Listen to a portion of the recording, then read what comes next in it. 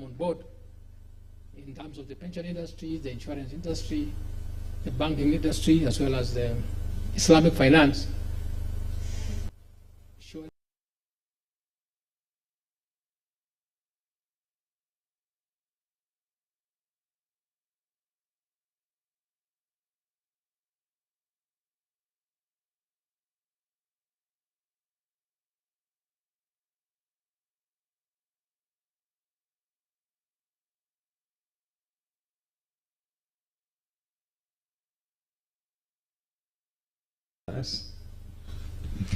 Thank you, my brother Hosea, for that very good presentation. Now, I think I want to agree that the use of the REIT or the REIT way, you know, the D-REIT to the I-REIT sounds like a very good idea, something that is certainly likely to be transformational. The question I have is in relation to the structure.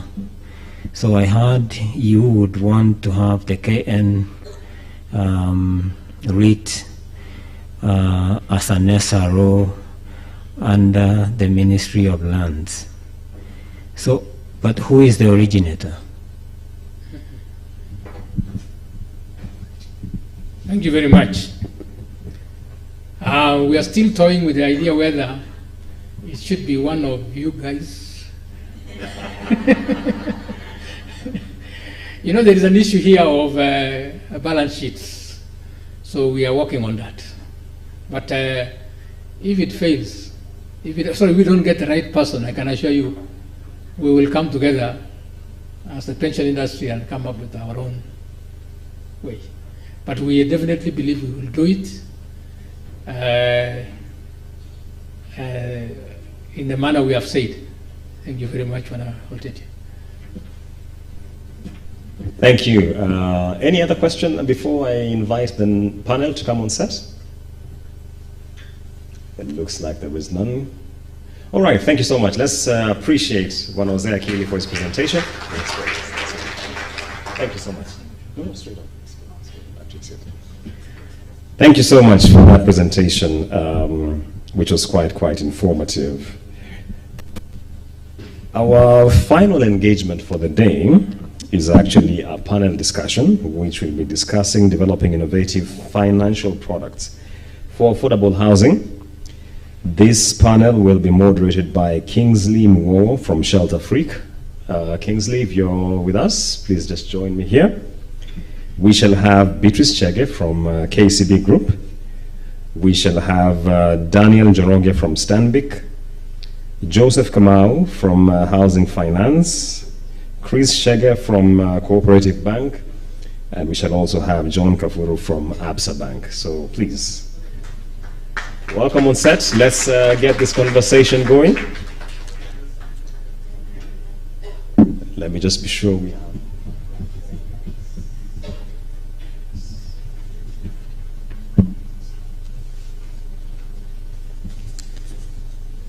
Thank you so much. As we get the microphones to the panelists, this conversation should be running for the next 40 minutes, after which we shall have a Q&A, and that will effectively have closed our day. So all our panelists are settled. We look like we are ready to go. Let me then hand over to Kingsley to take us through.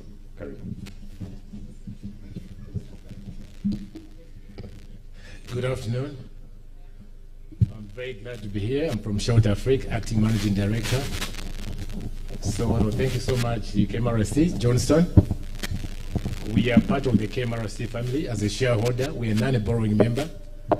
As a development financial institution, our role is to catalyze development, address market failure, and as you all know, what about the market failure in addressing affordable and now social housing. So that's why we come into KMRC. So now, this discussion will be very, very practical. I've got a distinguished panel here of ladies and gentlemen. So we shall look basically at 5 or 6 themes. 1, what products are there for affordable housing? 2, scale up. How do we scale up? Because that's what we need. The numbers, if you look at them, they're very pathetic in terms of the deficit, in terms of number of mortgages. So how do we scale up? There's number 3, how do we mitigate risks? Because as financial institutions, we are there to take prudent risk. You heard from the speakers before, we use investors' money, depositors' money. We must safeguard that. Imagine pensioners' money being lost. So we need prudent risk-taking. Okay, and then what is the role of government? In fact, actually in Nigeria, they call it government. There are 2 players. There's a big G and small m. So government, where it is very active, there's a big G. Where the markets are not effective, small m. So we want to tilt it the other way around. That's why institutions like MRC come in to basically do that. And then what incentives can government give? They have been mentioned here. And it's actually happened. Shelter Africa, in my experience there, I've gone to many countries on the continent. We share the same problems, same challenges. But some governments have been very innovative to address this issue, whereby you can actually deliver a house for 500,000 shillings. Decent house. Prerequisites for that have been mentioned here. Provide free land. So there's so many banks of land we have. Provide tax incentives. No duty, VAT, on any construction material. Absolutely. And put up the requisite infrastructure services. Morocco, there's no slum there because of that. Namibia is almost edging there. Rwanda has got that goal to have no slum by 2030. So why can't Kenya, the largest economy in East Africa, the hub of East Africa, do it? Smart people in Kenya, it can be done. So I'll start now by inviting each panelist here to be very practical, tell the distinguished guests how we can actually make affordable housing practical. So I'll start with Joseph from HF Housing Finance Group. So Joseph, tell us, what are some of the innovative products you are rolling out in the market to actually address affordable housing? What are the products? One thing practical. Tell us 1, 2, 3. If there's none, tell us. Good afternoon, and thank you, panelists and the team. Some of the items that we are doing practically into this market, and as a leader in mortgage delivery and mortgage business, we have been in this business for the last 59 years.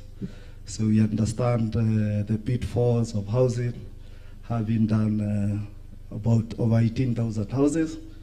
Some of the items that we have learned along the way, and we are working around delivery or rolling out this into the market. We mapped out the journey to home ownership in Kenya. And typically it takes between 5 years to 10 years for somebody to own a home. One of the things we then did, we said we would align ourselves to this process so that then we can be as practical as have been asked to deliver.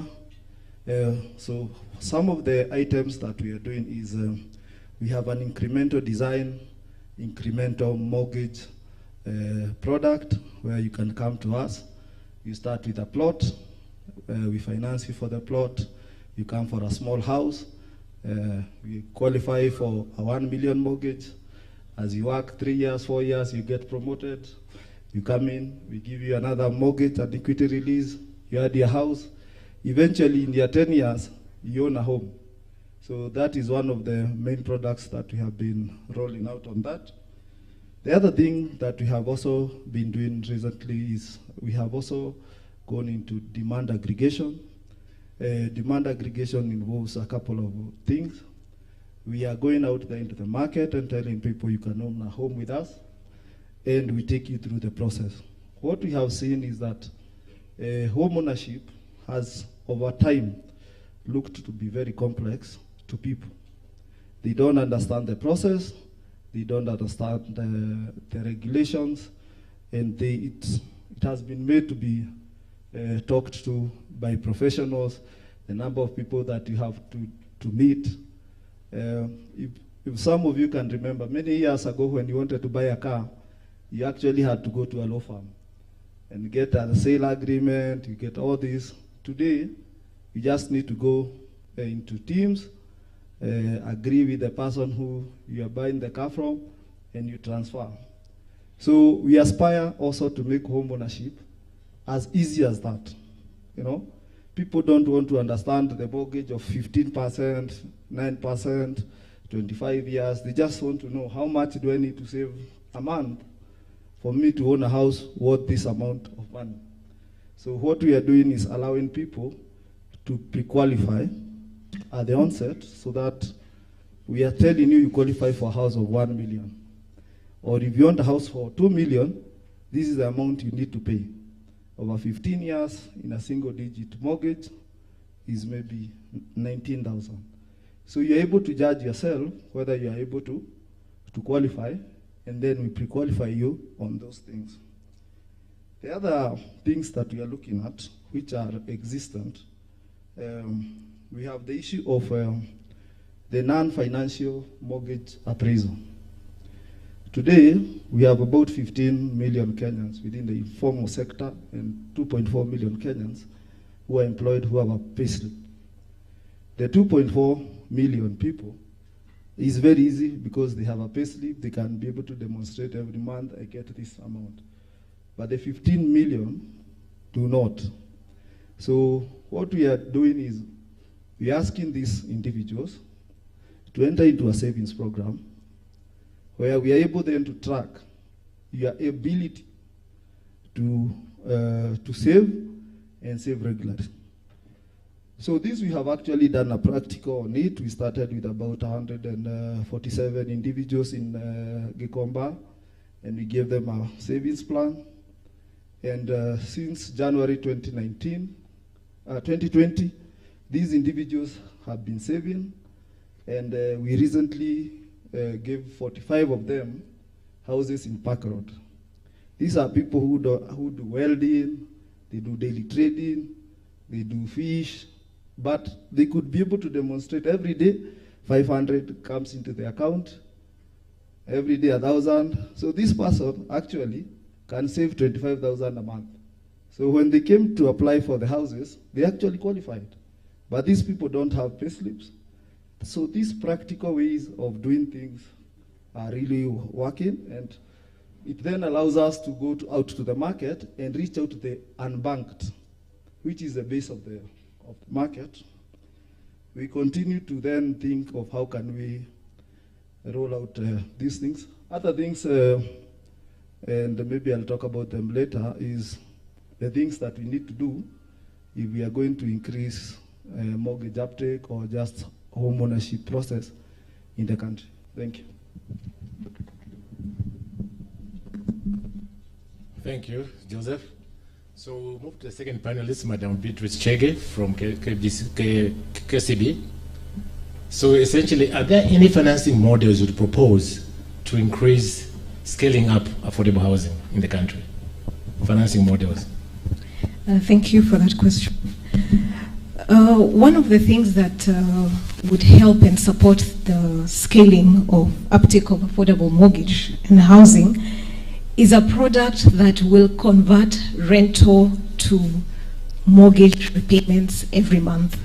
So 80% of the population, we've been told in the last 2 days, 80% of the population is renting. So how do we translate rent into a monthly mortgage loan repayment for the next 25 years? Because the difference of renting is you will never have an asset. But if you take a mortgage, then you actually save towards an asset, which you can also use in future to leverage on financing. So one of the things that would need to do is work with developers, because like the KWFT MD said, this business is about partnerships. You can't work alone. So with such a model, it means we would have to sit down with developers who are willing to go that route. So you sit with them and agree, we can give you the off-taker from the beginning. I have a clientele who pays rent of 10,000. Give me a property, give me a house that translates to a mortgage of 10,000. Then for him, he will build the houses and I will convert 10,000 rent into 10,000 mortgage up to 25 years. And that affordable housing product then speaks to affordability and investment for the future. Another financial model is the pension-backed mortgage. We've also heard that the regulation has been amended to facilitate that.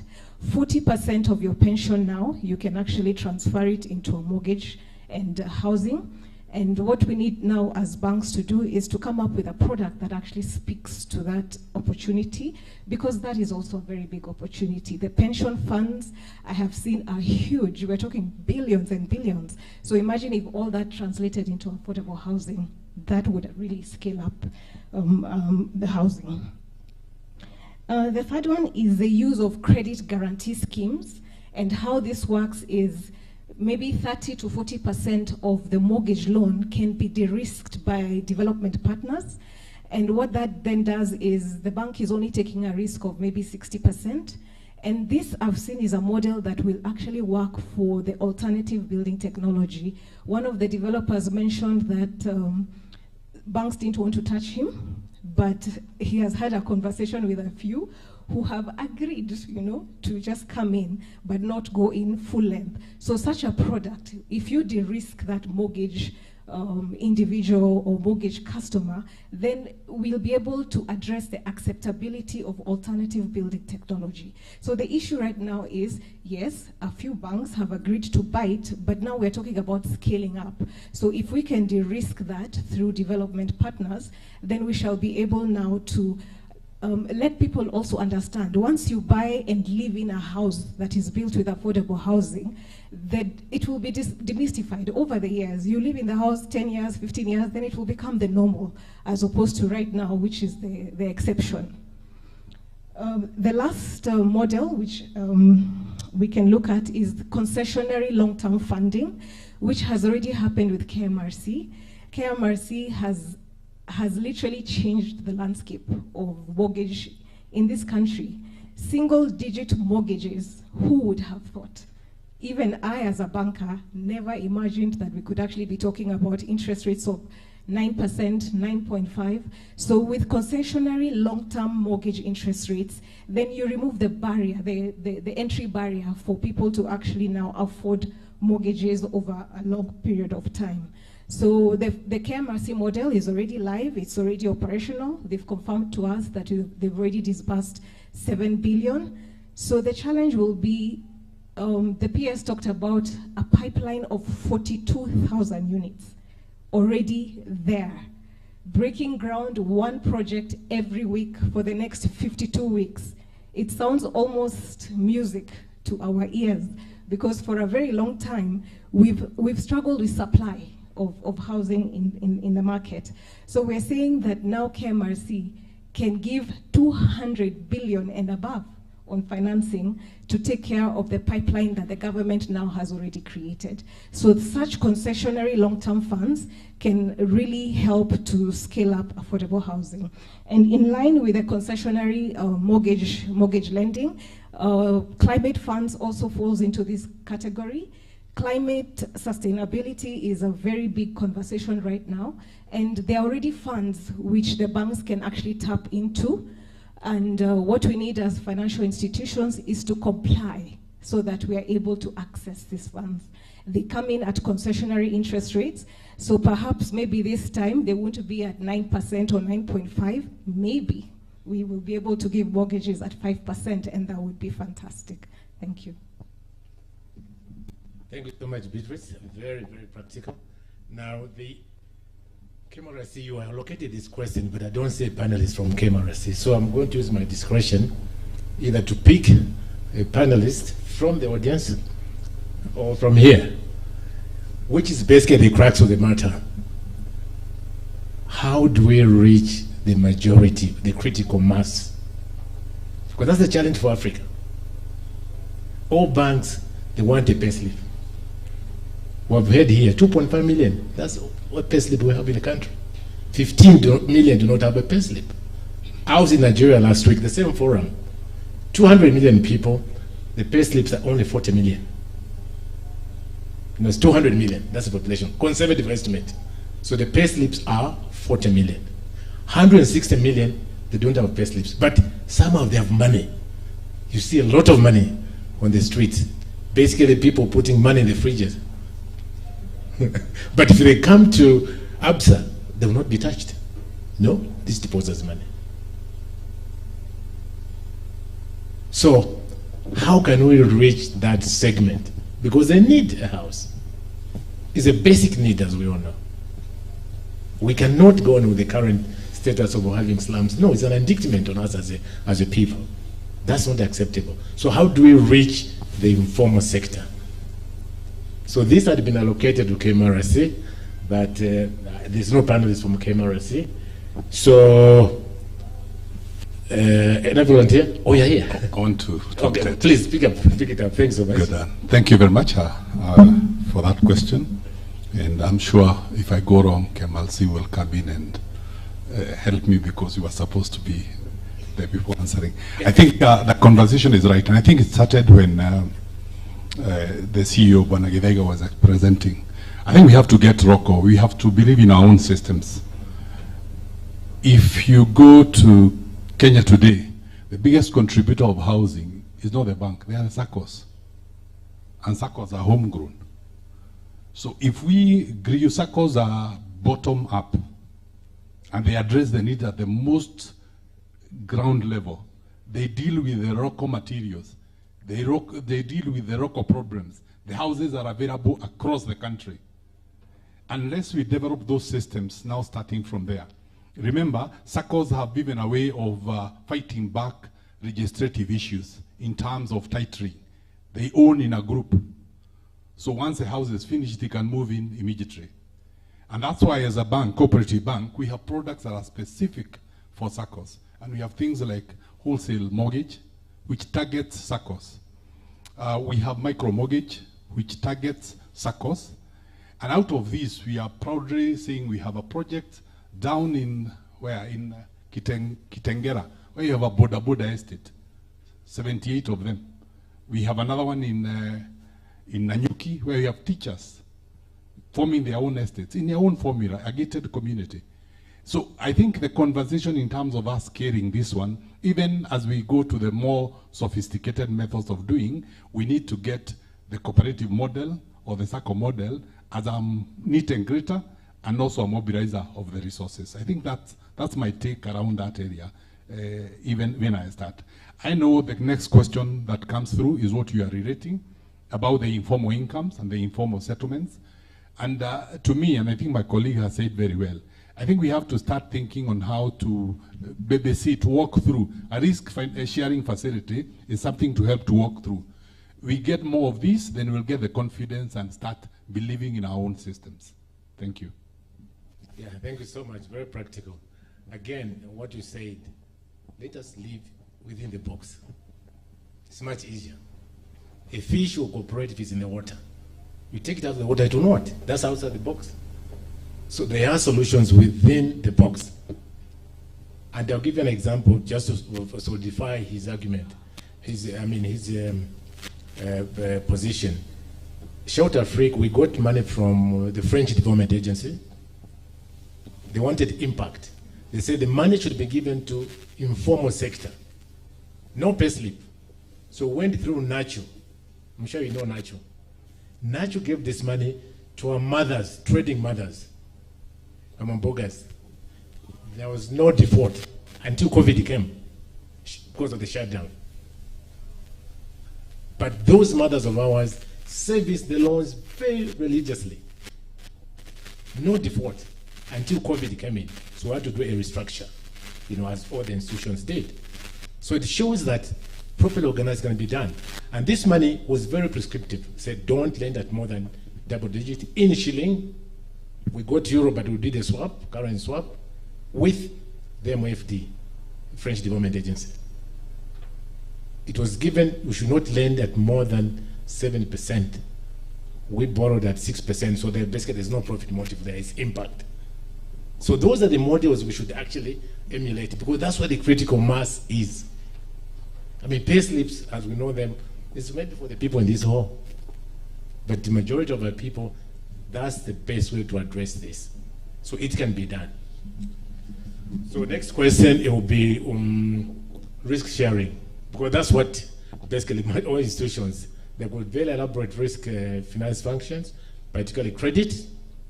So what schemes are we proposing to increase scaling up? So this question will be addressed by Chris from Cooperative Bank. How do we put in place proper risk mitigation measures, sharing facilities, whatever, to address the same informal sector, the low income category? Chris?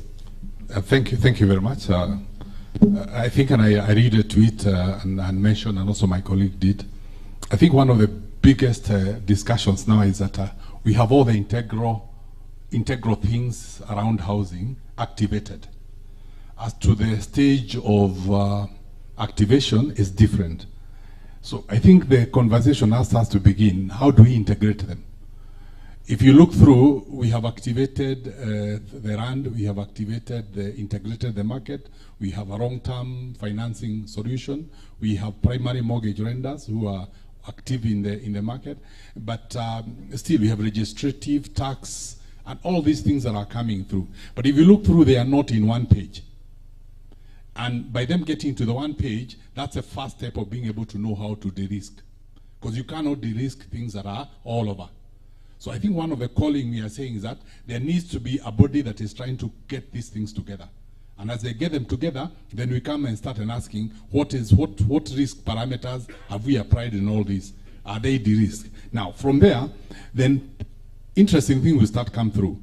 Any product or any method that comes into the market when it's new looks risky for everybody. And I think the baby steps that are required is to see who are these who can participate. And is it a risk participation or is it a risk sharing? In some cases, especially right now, if you look in Kenya, the experience around the development process, delivery, titering, and everything else, maybe it has a higher risk element than maybe the other things. So the question is, are we having these partners who can come in and help, put in maybe a 50%, 40%, first of all, to be able to handle that.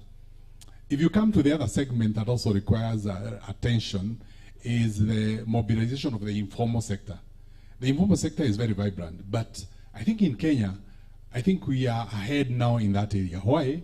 Today, we used to believe as banks that for me to lend to Jeffrey here, my friend, he needs to come and he tells me so many stories, and for me even to release the smallest of amount. Today, banks are not doing that. And he can sit where he is, apply the loan, we approve, and he gets the money. What does that mean? It means that the risk appetite on the part of the financial institutions is improving. So I think the next thing now is to try and put this one now for the other products. Right now, it's simply for 500, 1,000, 10,000, 20,000. How do we scale this one now to what we are talking about here in terms of affordable housing? Can we get 1, 2 million in the same simple way? And if we do, what kind of support would you call for us to be able to do that? If we did that, then we are having the right conversation. I think the other thing you have to look at the risk participation, you have to go beyond the financial and look at the technical. One of the biggest challenges we have in the country is delivery. If you are now looking for maybe a person who is able to deliver 10,000, 20,000 units at a go, you'll see a lot of participation of people who are not domiciled in this country. And unless that capacity is domiciled here, then it means then you have to transfer. So the question is, how then do we play around that area? And that explains the big conversation that is going through. How do we source our raw material? But how do you source raw material if you are sourcing foreign funds and foreign contractor who insist on a 30% or 40% content? So, and this, of course, puts you out of play, puts the market out of play, and also the things that are used on that side. So again, risk participation in the way of technology transfer, and again, in terms of capacity building, needs to come in. I think about a month ago, we had a very interesting session at Rongai when the president was launching a project there. And what they've come up with is NITA is training. And who are they training? And it was very exciting. They are training people on what they know. I.e., if a fundi has been a tiler for the last 15 years, Why do you need him to have KCPE or KCSE? Qualify him for what he knows. Give him a certificate, let him go around sites. These are practical way of looking at de-risking this. So if that tailor is doing maybe 10 million square meter in a year, that guy is as qualified as anybody else. And you have offered de-risked the project. And those are the practical ways of training and getting these guys to the next level. I think the other thing you have to do is to understand the risking and the capacity, how to broaden projects. Because the more you broaden the project, the more you're able to lower the fixed cost. So I think the conversation here is that also the scale of the kind of projects you'll be doing there before, you need to scale them further. 100, 200, 20,000, and 30,000 are different rigs. And the more the units are, I think the more you de-risk the whole process. The more focus we get, and the more we're able to deliver. Thank you. Thank you so much, Chris. Again, very practical. So that leads us to the key building block for us to actualize what's being said here. So what should be our pitch to the policymakers for us to increase the mortgage penetration rate, particularly the low segment? What should we tell our policymakers to do? And I think in Kenya you're on a good slate because we have a hustler government. So your pitch should be should be received, and the head of state is very active. So what should be our pitch in terms of policy, facilitation, proposal, frameworks to enhance the uptake of mortgage? So John from ABSA will address this question. So just give us a clear pitch, 1, 2, 3 points, and then government does roll out. As I said, there's a G in all this. There's G and M. So the question is, if you have two big G's, one big G and one big M, then the market is perfect. If you have a big G and small M, it may not work because government are not good at executing. They are good at policy. You know? So we want her to bring in, for now, we need a big G. So how do we do it? John? Thank you very much. I'm John Kaburu. Am I audible? I'm from Bank. I'm head of mortgage and regional. With regards to the setting that has been done around since we started yesterday morning, and when we look at the 2 years since KMRC came into play, I think there is a lot of groundwork, as Chris has said, in terms of laying the foundations of now delivering. And I think the acceleration of the activities we've seen in the last year around the developers, from where we sit as financials, the engagements we are seeing, we are actually ready for takeoff. So in terms of the big picture, I would say, I think the first one, and I think all of us will agree, is around execution of all these ideas that we have had. If there is, the first thing I would ask is, how do we tighten, and maybe it's upon KMRC, which has become a very critical catalyst in this conversation, and it being a PPP lying at the center of the government on one side and the private sector on the other side, how can we accelerate the execution and the tightening of some of these processes, because they are very, very critical to the accelerated takeoff in the affordable housing. If you look at the land registry question that has been at the center of all the banking financing conversations, I think we started off that journey April last year, and today we are still not out of the woods. Luckily, I think the commitment came yesterday morning that we shall see an acceleration, and in 60 days we should see some outcomes. So that execution on all the pending items, be it relating to land, there's other bills lying in Parliament that need to be revisited that will accelerate this conversation. So there's incentives. I think KRA also talked about that. So as you can see, there's the biggest piece lying around execution. But coming back to other things that we can still facilitate, and I like what HF are doing around mobilization of the savings culture. So there's a big question around the housing bill, the housing fund, and whether it will be mandatory for everyone to contribute, or is there room to go a hybrid route where there's a minimum contribution by a prospective homeowner, but then you introduce a voluntary element that can be motivated. If you remember the home ownership savings plan that was there before, it had been there for very many years, but it was dropped just when we were going to the affordable housing space.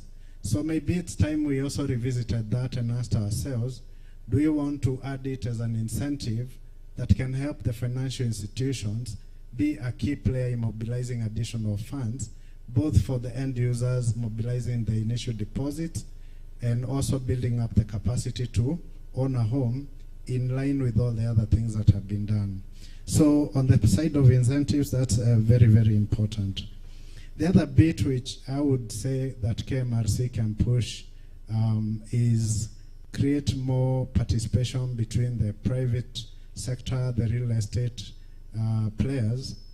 The Kenya Bankers Association, which probably I'm not sure, other than the banks which are represented on their own, how do we drive through KBA as an association, the housing agenda, from a streamlined perspective with the central bank?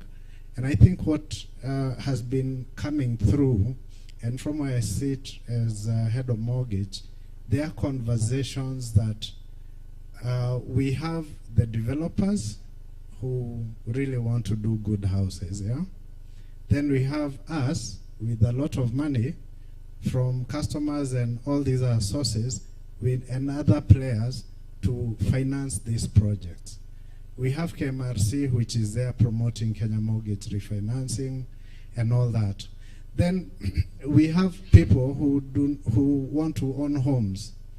But if you look back at the statistics, 30,000 mortgage accounts, and allow me to also demystify that number, because if you go to the respective banks, you realize that most of the banks now are lending upwards, including some of the SACCOs. They're lending unsecured up to 6 million, 7 million.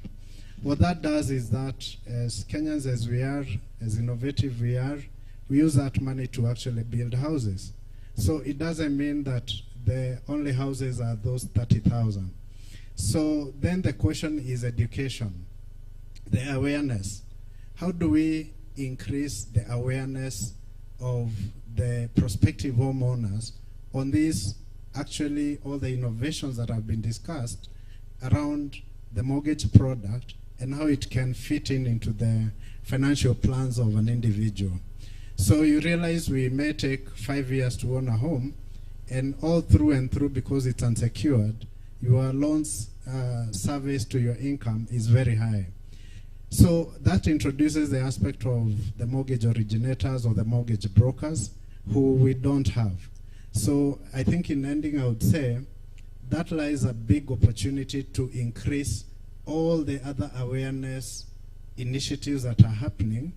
How do we develop a very strong mortgage origination, mortgage brokerage sector that can now bring all these ingredients together? If you look at South Africa, their mortgage to GDP book was upwards of 20%.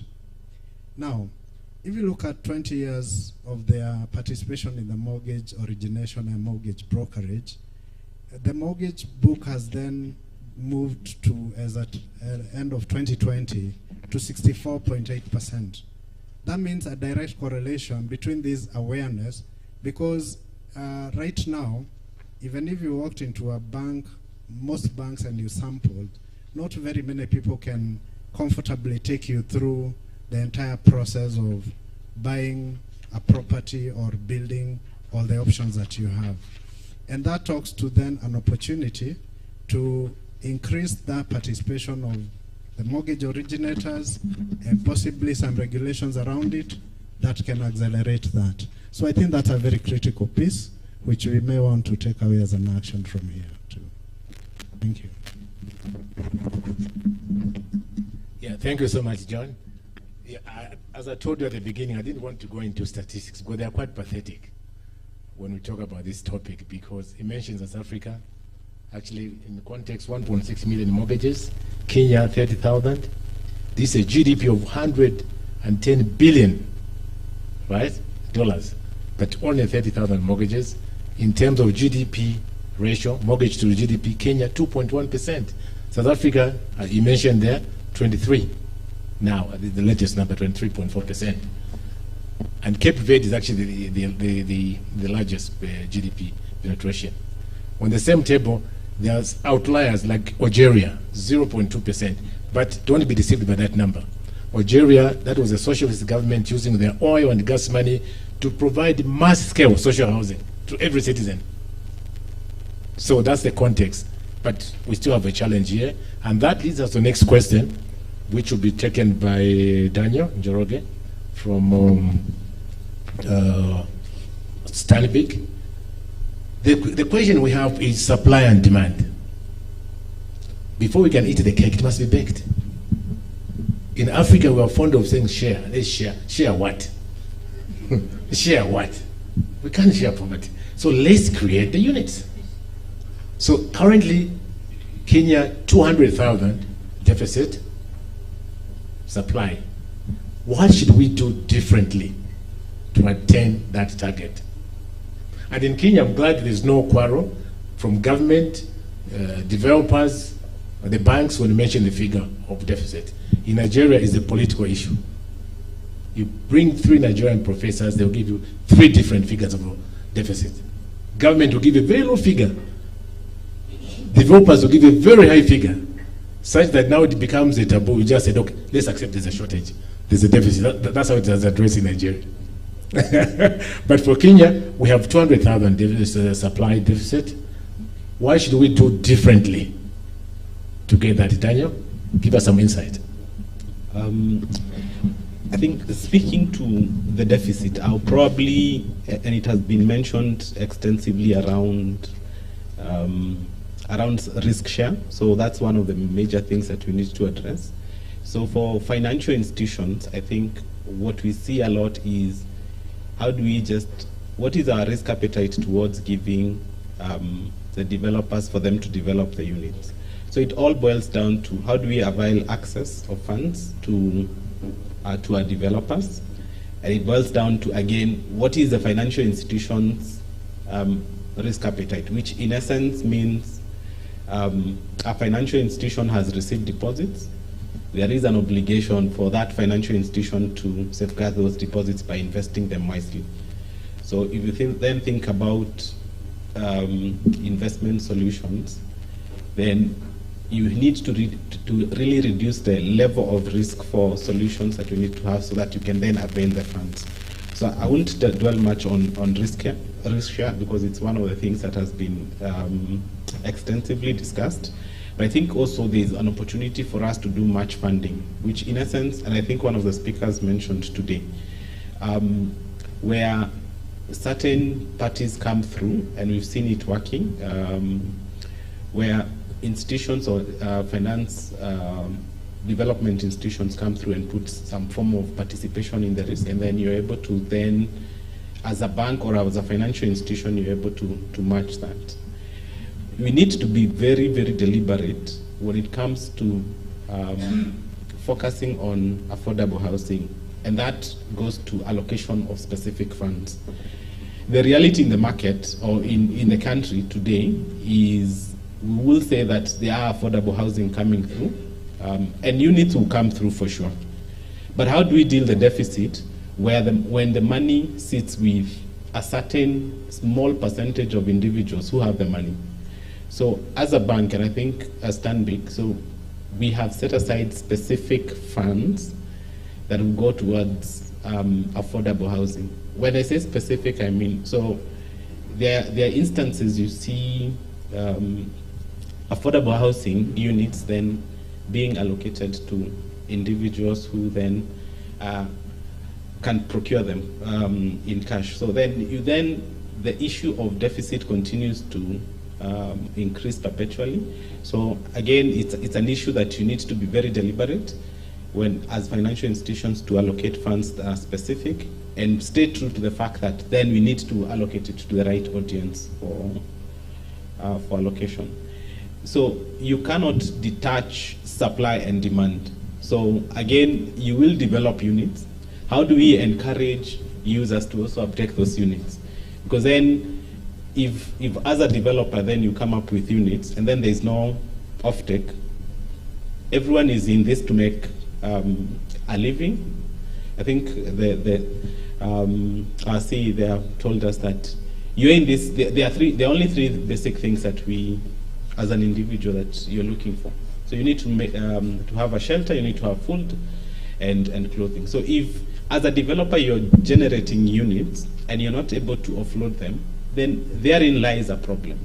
One of the things that we've seen again in the market is just demystification of mortgage information in the market. So there is a lot of information. I don't know whether people do understand, for example, that if you have income of just as low as 30,000, you can actually access a mortgage. That you can access a mortgage when you are up to 80 years of age.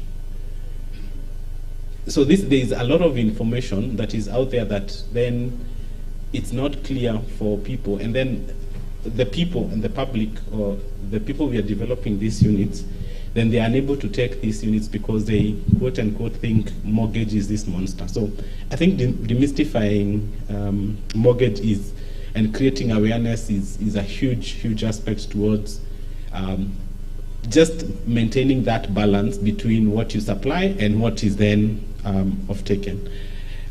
One of the things that you've seen as well is simplification of the application process. I don't know whether there is anyone in this room where you have taken your application to the bank and you have to constantly follow up with someone. And the bank or a financial institution is an institution, as it says. So it's a huge organization. The person who follows up for client experience does not know that your application is in with an RM or a seller within the branch. So again, digitization is key towards, again, driving that balance. So we have done it practically and we've seen it. When you take away the responsibility of originating a loan application from the seller to the user, it makes the experience easier. So beginning of last year, we automated the unsecured process of accessing facilities. It has dramatically increased uptake and client experience. Incidentally, a lot of people, shocking to know, based on statistics, do not really care about how much interest you're charging. It's not a reason why you should overcharge. But how easily can I access a solution at that period in time when I need the problem? So again, allowing users to access facilities in a simplified manner is critical towards ensuring that that balance is something that is maintained. Flexibility, I think, as I conclude, flexibility. So again, as financial institutions, we need to be very flexible. I know the Central Bank of Kenya has really pushed through the Treasury, the National Treasury, to ensure that banks come up with a risk-based pricing model. So again, what this does is it allows a lot of people to access funding with the risk profile that they have, and then based on their repayment. And it changes a culture of a nation, of an institution, knowing that if I pay my facilities well, that I can even get a rebate at the end of the facility and be able to acquire. So we need to create a sustainable model that ensures we are not just creating affordable housing. It needs to be an ecosystem where one process speaks to the rest. So it's a balance between supply and demand. I think the final aspects, I think, is on evaluation. There has been, we've spoken about alternative and new technology. So I think, again, we need to move with how technology is actually moving in terms of changing times and solutions. So I think we cannot underscore. I think technology has really helped us manage or simplify things. We cannot underscore the importance of savings. So currently, we are talking about the problem of informal sectors being included for purposes of accessing facilities. So with technology, you are able to actually come up with an income determination algorithm that helps you lend to the informal sector.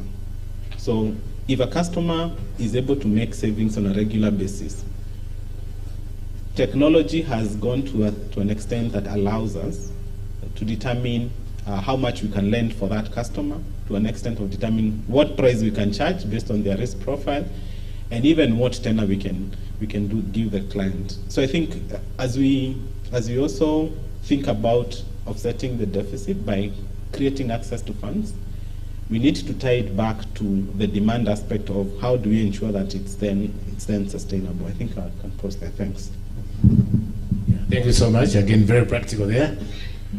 Just on to augment the point on technology, we should also embrace technology in terms of alternative building methodologies. I'm sure it has been discussed, particularly by developers from Malaysia, Turkey, and so on. So it's not a question of brick and mortar, no. However, there are cultural issues, and I'm talking from experience. In Rwanda, they will not allow to stay in a building which is more than 4 floors. I said, no, that's too much. Maximum you can go is 4 floors.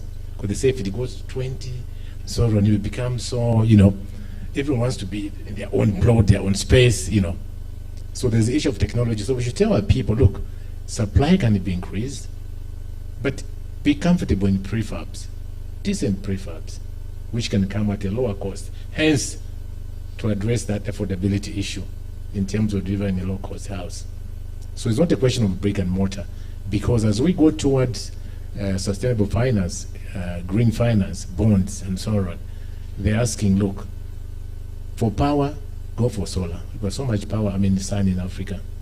For building materials, why should you dig the rocks and the quarries we have all over countries? Remember, that's not sustainable. So also technology should be used, should be harnessed to provide more affordable units. So green does not necessarily mean expensive. It has been proved. It doesn't mean expensive. But I know there are cultural issues also, though not Kenya. But countries like Rwanda, they will not agree. In fact, when you do a development, they will say no more than 4 floors. Otherwise, nobody will take up that house. You'd rather be in a slum than go in a decent house of, a 2-bedroom, 3-bedroom apartment, which is decent. Imagine. So certain cultural issues which we have to, sensitize our people. Yeah. So the last one, we're coming to the end of the session. We've been quite efficient. So the last one, we would go back to Joseph. If there's one bottleneck, only one, if it were to be resolved, then this becomes our ecosystem DNA, that look, houses, uptake of mortgages will be there, supplies there, and so on. What would that be, that bottleneck to unlock? I wouldn't get one. Because KMRC is here and the regulators and everybody, it's good to take advantage. I think a couple of things that you've addressed, they would open up the issue of affordable housing, both delivery and mortgages. And the first one I would think is the foreclosure process. Today, if you want to foreclose a mortgage, it takes on average around 180 days, or even more if you don't get an injunction. So, if today you default on a car loan, they just issue a repossession order, your car is swept off the road, and that car is sold the following day, and the bank recovers its money. But for mortgage, you have to go through the process, issue notices, lawyers.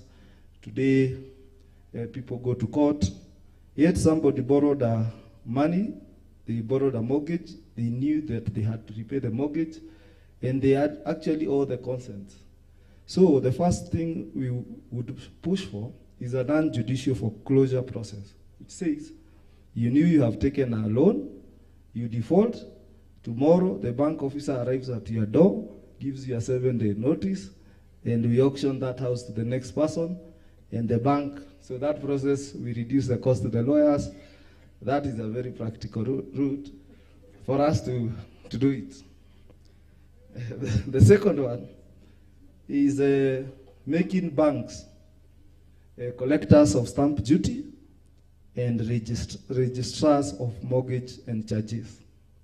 Today, if you want to take a mortgage, I have to appraise you. Once I appraise you, you look for a lawyer.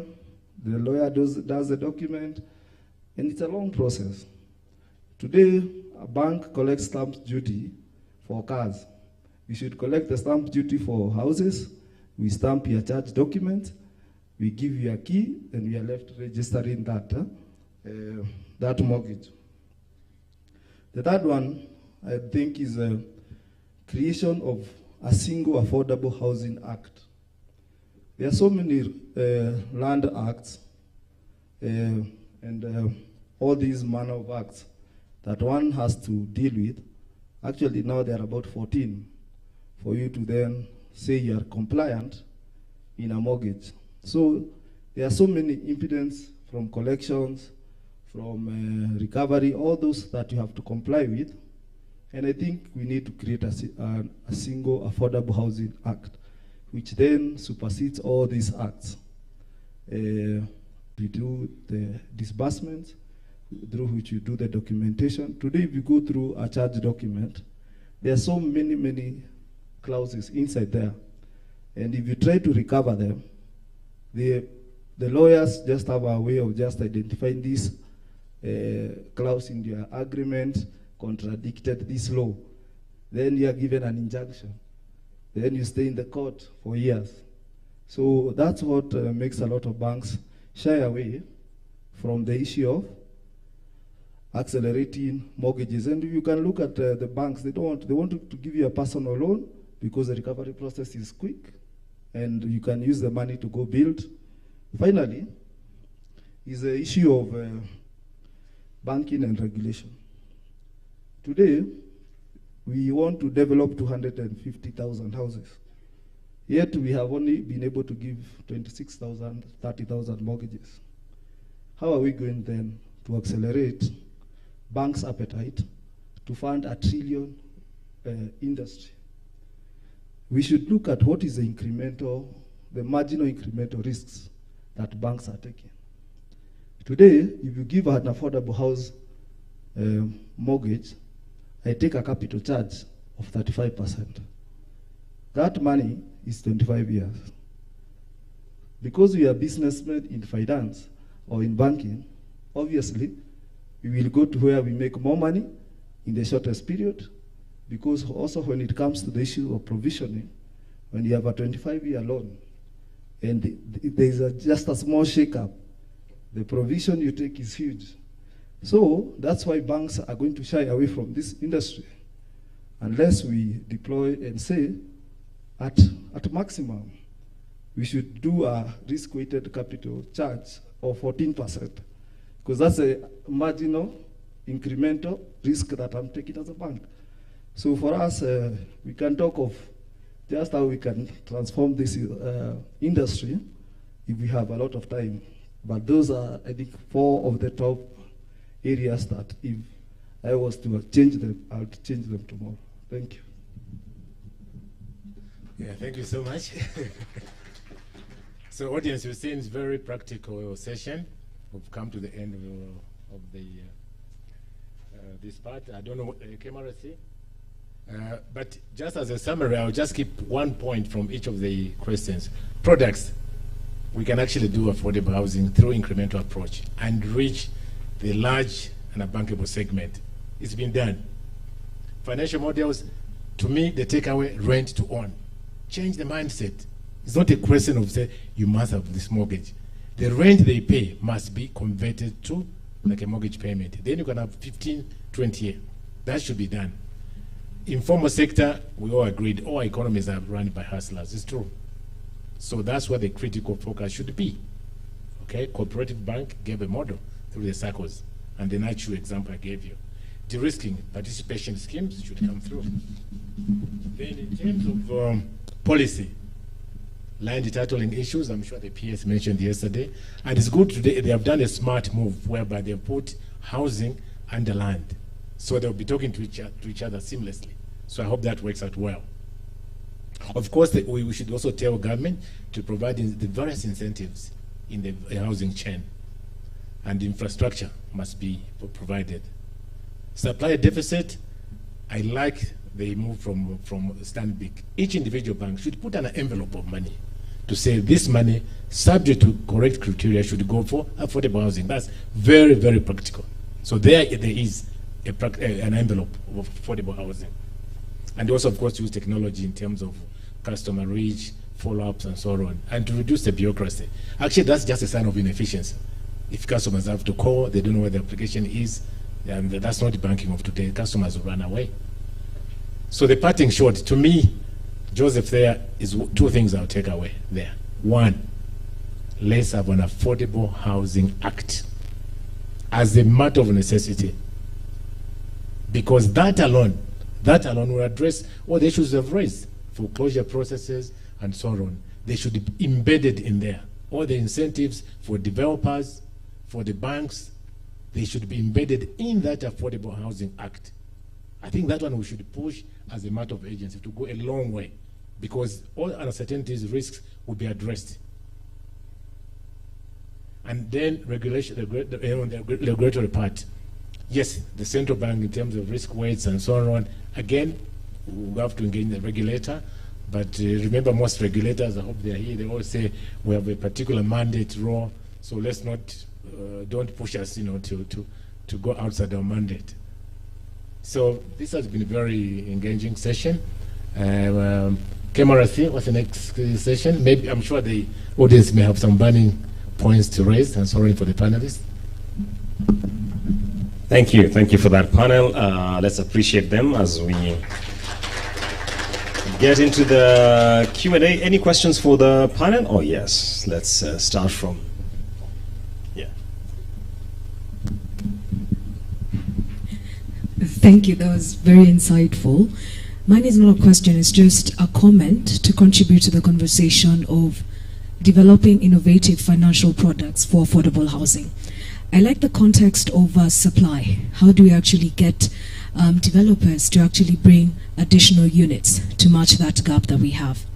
First and foremost, my name is Mbitha Mwema. I'm the Chief Business Officer at the Nairobi Securities Exchange. In that context, I think what we've come up with as the capital markets is the Real Estate Investment Trust product. And I liked our moderator for the day, and he said, let's be practical about our contributions. Here's a practical example. We have Aecon, which you may know from the Kwetu residences. In 2019, they raised a green bond for 5.7 billion shillings. And this was for their student housing, and they were able to incorporate all the standards that we've been discussing from yesterday to today. 5.7 billion, which they've been drawing down to date. Last year, they actually issued a development REIT and an income REIT on our market.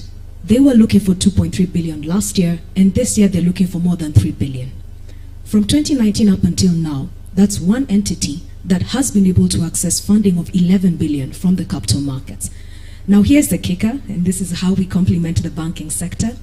Only 1.5 billion of that in the last 1 year is actually accruing interest. The rest of it, they've actually gotten shareholders to participate in it. Our previous speaker was saying that in a REIT structure, it actually requires you to distribute 80% of the returns that that REIT makes. So then you become a shareholder and you earn a dividend. But I thought it was important just to say that when it comes to also affordable housing, we may be developers, we could know developers, alongside just accessing your bonds from the debt market, the opportunities to actually leverage in the capital markets and access wholesale funding that you can pay a dividend, funding that is long-term, 5, 7 years, 10 years, that is patient with you and can actually facilitate an opportunity for you to actually deliver 100, 200, 300 units on an annual basis. Then my final comment was to say this, I think, to all of us. In as much as we're talking about money, let's also remember that it's lives that we're talking about. When we talk about affordable housing, when we talk about social housing, it's me, it's you, it's your children, it's the people who are coming behind us who will be dealing with these conversations that we're having. So whereas I know we need to be cognizant of changing some of the laws to facilitate and reduce the credit risk affiliated with some of the products, when some of my counterparts say, let's reduce it to 7 days, and if in 7 days you default, you're kicked out, maybe there needs to be an element of utu, because it's human beings. I've been on the negative side, I've been on the banking side where you lose your job abruptly and you don't know what to do. But I think in our consideration, when we're coming up with the acts, let's not forget we're trying to change the lives of people.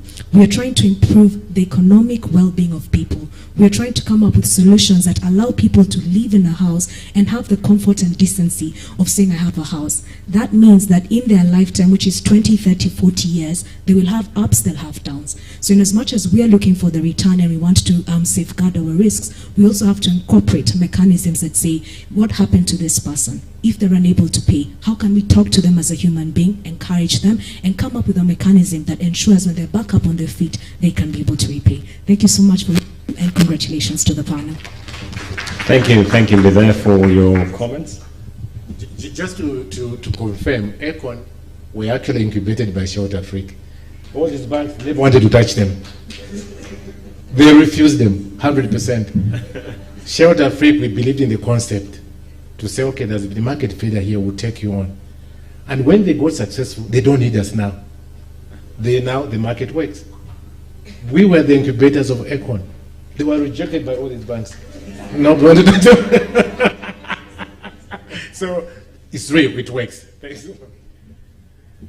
Bankers on the panel, take it light, with a light touch. There was a question at the back there.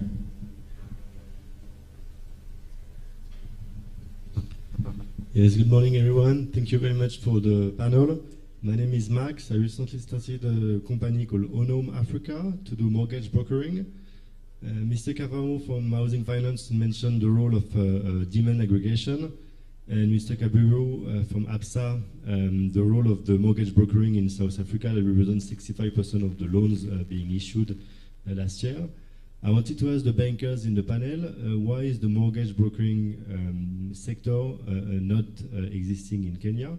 And what do they think should be done to grow this market, if they think it is a useful activity? Thank you. As we decide who will take on that, any other question? 2 hands on this side. 1 question each, please. Thank you very much. This is Margaret Karaja from Kenya Revenue Authority. Thinking through the kind of conversations that we are having around this affordable housing business, one thing that is coming through is that we are dealing with quite a number of challenges that are affecting the uptake of affordable housing. It doesn't matter which way you look at it, from the land registration angle, from the financing, from the construction, from supply, the demand side, creation of awareness. There are issues that require to be addressed. Chris Chegen has talked about the need to have an integrated approach. Very good indeed. We are also talking about the need to have Affordable Housing Act. But as I sit here, I'm just tempted to ask a question, maybe out of ignorance. Have we attempted to diagnose the problem in terms of what are these challenges? Has there been an attempt by KMRC maybe to do a research in this area so that then we can have all the challenges put together that will help us to state the problem, the affordable housing problem, very well in a compacted way, and then attempt to prescribe solutions? And the reason why I'm asking this question, I'm thinking about the way you would walk into a doctor, you have a medical condition. what does the doctor do? The doctor will not attempt, first of all, to prescribe medication for a condition that he doesn't understand. So he will take you to the laboratory, you will be subjected to a number of tests, then the results will be reviewed by the doctor, and depending on his knowledge and experience, he will know then what to prescribe for your condition. So we look like we then need to look at it from that kind of an approach where we really understand what the problem is, and from a point of knowledge, then we come in to prescribe a solution, and a solution that will work. When we think about the contractors, why do we think perhaps they are not able to construct enough houses to meet the demand? When we look at the end users who would like to purchase these units, what is it that they struggle with that maybe they are not able to uptake the houses?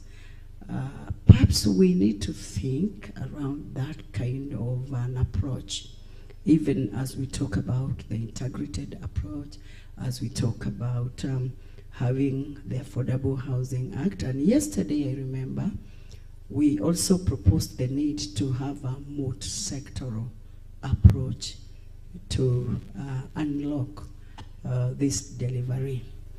I think that is my concern. Okay. And I think if we look at it from that perspective, it will get us somewhere. Thank you. All right, let me take the last one at the back there. That question on have we done a research? I'll throw it at KMRC. So let's take that question very briefly, and then this one, and then we shall respond. Thank you for this opportunity. My name is Peter Mogo from Epic Properties. Thank you, the panelists. Mine is more of a comment, especially on the issue of Chama. I have done about 700 houses the last 5 years, and none of my buyers have gotten facility from a bank. They've all gotten the facility from Chama or through their own internal sources. We've not used any pay slips, and I think one of the things that you raised, I think the gentleman from CoBank, it's how do we, our DNA in Kenya, as Kenyans, we are able to trust each other in groups, regardless of our social background and status. You'll find the guys you're with in high school, the guys you go to church with, the guys you work with. You're able to deal with very basic problems like funerals, weddings, and you're able to raise money. One of the questions I was wondering is how possible is it whereby you bring in people together and KMRC gives or the banks gives a huge loan to a group of Chama, so then they own the property as a group. After 10 or 15 years, if they want to sell it off as a group, they sell it off to the next group of Chama, because Chama works. All of us will be in a situation where we bought probably 3 or 4 acres of land in a group. In that group, there's a chairman, secretary, and the treasurer. The other guys are just members. Probably there's no documentation to show they are members. But it's your cousin, your brother, your friend from high school. It is some of the things that we need to change. The last aspect of it is you asked how do we go to the mass market from the moderator from South Africa. I think one of the biggest things is the mobile telephony. All the bonga points that people have should act as the basis to know whether someone qualifies or not. It's easy and you have that information. And it's online. It doesn't require any paperwork to be done. It's as long as you have X amount of bonga points, then you qualify for a loan of 1 million. If your bonga points have, for the last 10, 15 years, have gone up to 100,000, you qualify for 3 million. And that, because most of the people, all those people you're talking about, the hustlers, don't have any other form of banking. They have no, the only banking that they know is the phone. That's the closest to a bank. Thank you very much. Thank you. Good points there, especially on the collateralization of bonga points. Be them where and the NSC are doing something around that. Let's get the final question from here, then we shall respond to the issues. Okay, hi, my name is Makena Kingori. I'm a real estate lawyer.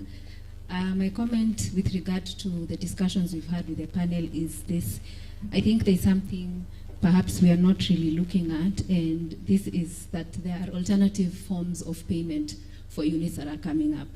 there are very many developers right now who are giving people options to pay for their properties in installments over a long period of time. That's the one of the reasons why uptake of mortgage, I think, has declined. The other thing I also wanted to mention is that with this affordable housing, we're talking about 250,000, but if you observe the buyers of these affordable housing units, most of them are actually investors. So the idea is that they're going to take up these units and then put them again on the rental market for whoever is going to take up these specific units. We're talking about rental incomes of 50,000 all the way 30,000, 150,000, 50,000 on average for the affordable housing units.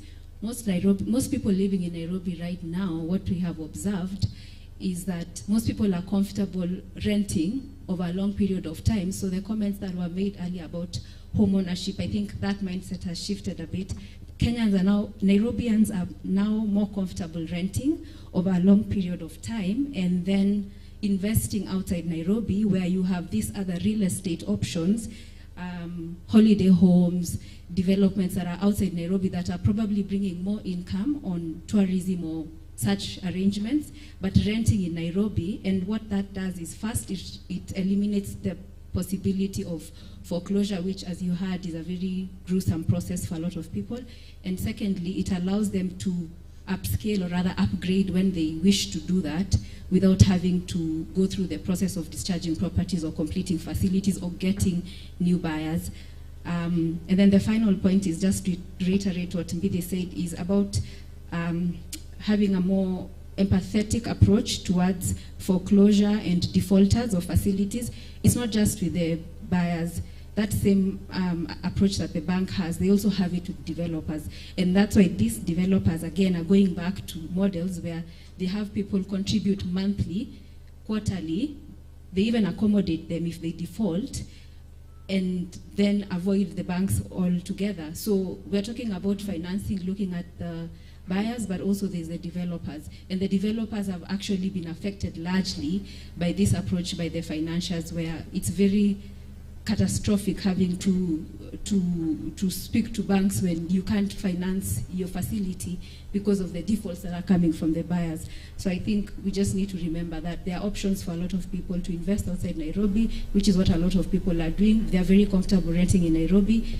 It's possible to get quality housing now for very little or reasonable amounts. So thanks. I think with that in mind.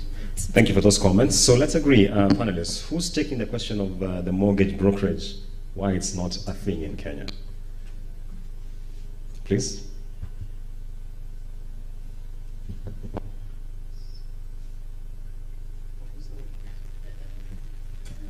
Good, thank you. Sorry, I thought you were rocketing fast. Good. I think it's a very good question, and I think what we'll say, I think, is the market maturity. I think for a long time, we did not have even the mortgage originators were banks. And it's for the first time now the SACCOs are joining the queue. Meaning then, it is going to be seen as like any other product. And you can start dispensing in kiosks and other places.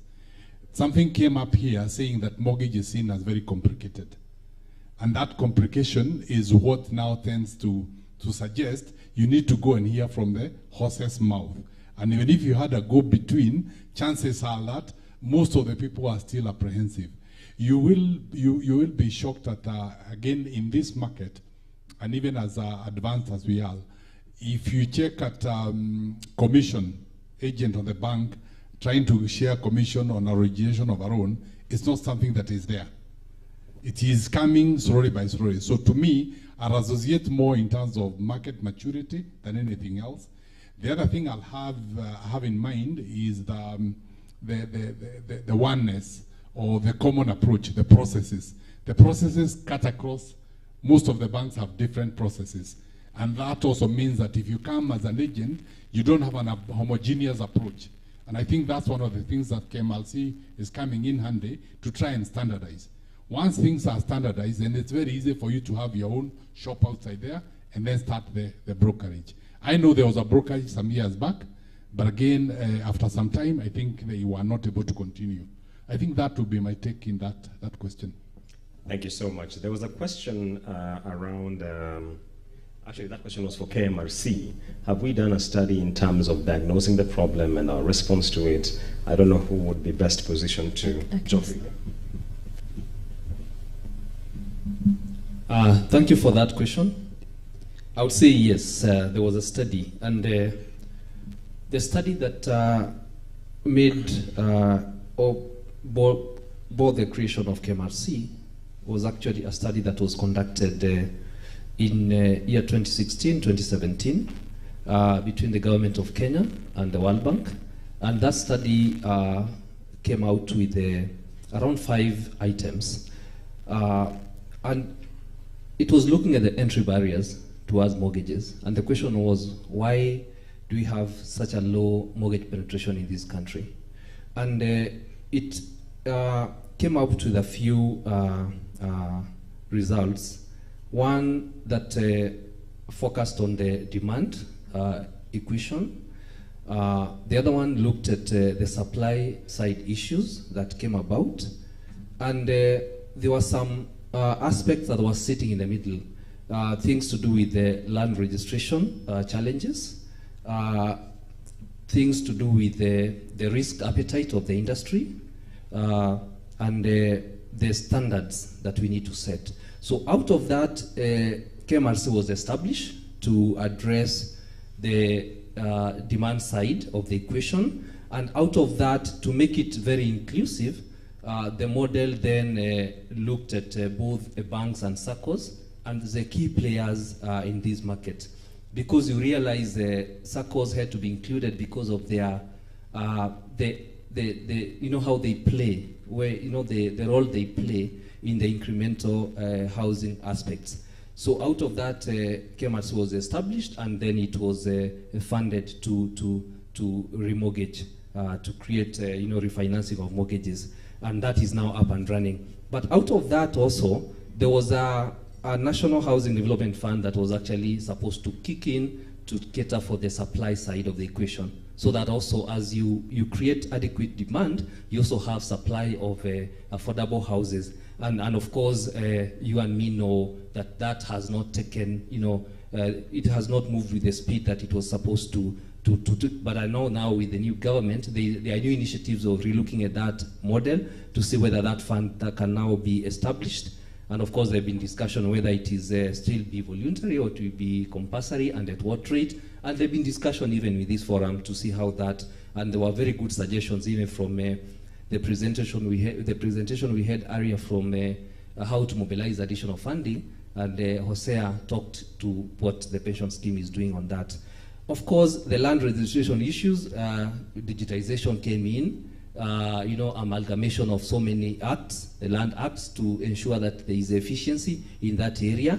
A lot has been achieved, and we've been promised, you know, fast tracking of that processes to ensure that that process then is able to complement the, you know, these aspects that we've been talking about, because you cannot have a very vibrant demand and supply without land registration issues being sorted. And of course, with that also there were issues to do with the urban planning. There are quite a number of issues that actually land was looking at. Out of that also there were some offshoots, you know, risk sharing mechanism came in as a big component, because as banks, for them to be able to allocate more funding into this affordable housing space, we need to de-risk, because that is the only way we'll be able to push funding to the low-income sector. Because for the banks to be able to go and give a home loan to the mama mboga, they need to be comfortable that actually that money will be repaid at the end of the day.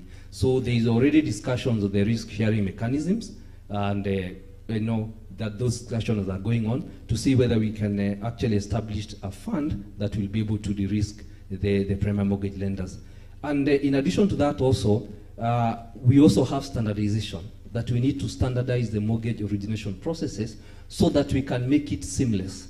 Because at the end of the day, as a customer, you need to have sight of the end process when you start this journey of home ownership. So those are some of the things that are happening in this market, and actually complemented with the discussions that have been going on, there's a lot that is happening. And I believe at the end of the day, we know the problem, what we need now is to act on the solutions that are actually coming through in these discussions. Thank you. Thank you, Geoffrey. The gentleman at the back, oh, sorry, very quickly then. Okay. Maybe to add to the problem of affordable housing, two main problems. First is the cost of supply, which was a big issue. In that today, you couldn't say what is an affordable house and at what price per square meter. So that supply side problem, and that makes a house affordable or unaffordable, because a 1 million house might be unaffordable to somebody, another person it's affordable.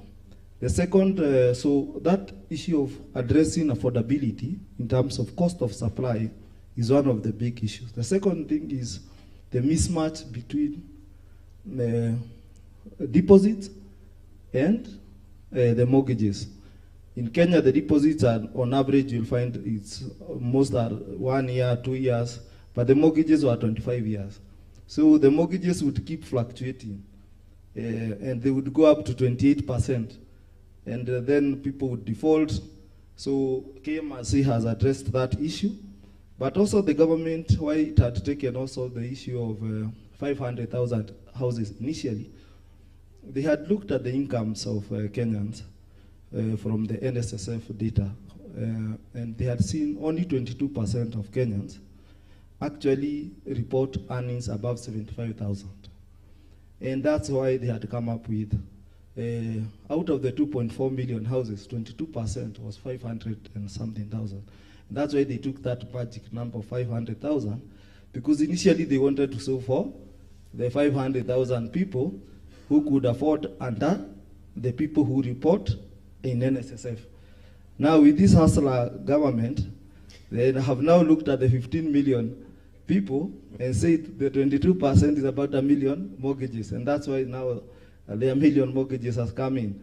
But the issue is who are the people can afford between 75,000 and above. Thank you. Thank you. I wanted to contribute to some of the challenges we've had from an end buyer perspective has been the closing costs associated with a mortgage process. That has actually been an entry barrier for a lot of people. And what banks have done is we've been advertising 105% financing. So basically 5% goes to closing costs. So that has actually helped to reduce the entry requirements for a mortgage. And then the second one is also the deposit requirement. That has been for a very long time a challenge to people wanting to buy their homes. So now with 100% financing, basically what we're saying is you don't need to put in a deposit for your mortgage. So a lot of the entry barriers have literally been removed. So from where we sit as financial institutions, we are ready to provide mortgage financing, large scale, but like Joseph has said now, the issue we need to address is supply. Thank you. There were, in the interest of time, there were two questions from the gentleman at the back there. One was, how do we rope in chairmans into this conversation? Because chairmans ride on the trust dividend. We don't have documents, but we can trust you with 1 million shillings to go and deposit for us and do a transaction. How do we get that into this affordable housing space? And the second question was that how can we use bonga points, for instance? Never mind, Safaricom now tells us it will be expiring starting January 1st next year, as a means of indicating one's viability for a credit facility of a particular ticket size. So I don't know who can take, please. Thank you very much. I think thank you for a very good question. Chamas and SACCOs are the same. The behavior is only that these are group that you know each other. In the SACCO, you can open up to people even who are outside. We have what we, within the bank, we have studied the model of chamas through the SACCO. And like you have put across, the default rate is negligible. And in most cases, you hold each other accountable. And of course, you can send the cost down. I think the issue here is looking through then how sustainable the contributions are, and what kind of, the nature of the groups will determine the kind of risk we can take. But as it were now, even within where we operate, there are products that are targeting chamas. And the issue here is what do you come with? Because also that has been another challenge. We've seen chamas that are coming through, and we have one very successful one, I think, for one of the oil companies, who have come through and gone into development. Most of the chamas, the problem comes in the governance. And I like what you've said, that if you are three of you managing people who are away, it is you who take the ultimate risk and the responsibility. Of course, you know how chamas evolve, especially if it has too much of the social issues. So I think it's getting chamas to the next level and then making them bankable, especially for the bigger projects, as the conversation. And in most cases, trying to scale to borrow from the other entities. Your Chama 1, Chama 2, Chama 3 can combine and come up and do. So I think it's a model that is there and welcome. I'd like to finish with a comment that within the bank, thinking about this, we have one product, and I'll tell you, ask anywhere you go, Nyumba Bila Kiulizo. Just go and ask them what it is, and they'll tell you. And there's a way of trying to simplify how we do housing, because we have to get it down to the grassroots. So I think there's a thinking process, and let's look through how can we work each other, like put across here. It is a human need. It is a human need. Thank you. Oh, I thought you were taking the two questions. The second one on, should we wait for Safaricom? They'll be in tomorrow's panel. We can address that question. All right. We are really pressed for time, but there was a hand there, very briefly, just one question.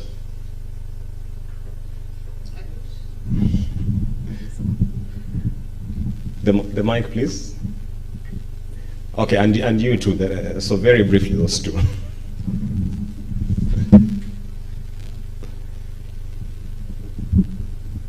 Thank you. My name is Elijah Kamau. I work with a company called One Roxas International. We are a financial consulting company. And we are in the mortgage industry, as our friend talked about his own Home Africa mortgage brokerage company. We are more or less doing the same thing, which most of our banks don't do around here. But we are in the same field. One of the things that we are doing by de-risking projects is by using the mother title of the developer to get finance for the off-takers. And then after the off-takers have gotten a loan, the money can be disbursed to the developer using the mother title as a collateral, and the project can go on, and the other off-takers who have finished paying and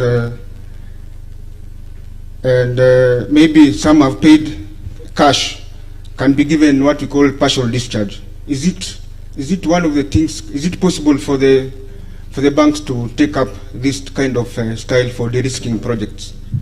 Maybe just explain what you mean by a partial discharge. Partial discharge is whereby if somebody has finished paying off, they can be given a partial discharge from the mother title, because the mother title is still being held by the bank, and they have finished paying off their loan, or they have paid their house fully using cash. As we decide on who will take that, let's take the question from the gentleman at the back. Briefly, just one question.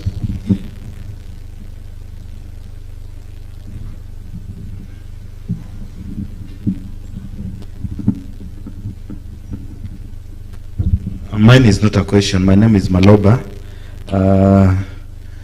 former students president, Universities Council. So mine is directed, I don't know. You have seen this infrastructure that have been put up. Kwetu. I played a critical role in terms of advertising and ensuring that students look at it as a good property to stay in. I think it was a nice idea. But somebody mentioned here something that really shocked me, that you can start actually, when we look at the issue of renting and owning a mortgage, I was just imagining that I was paying a rent of around 15,000.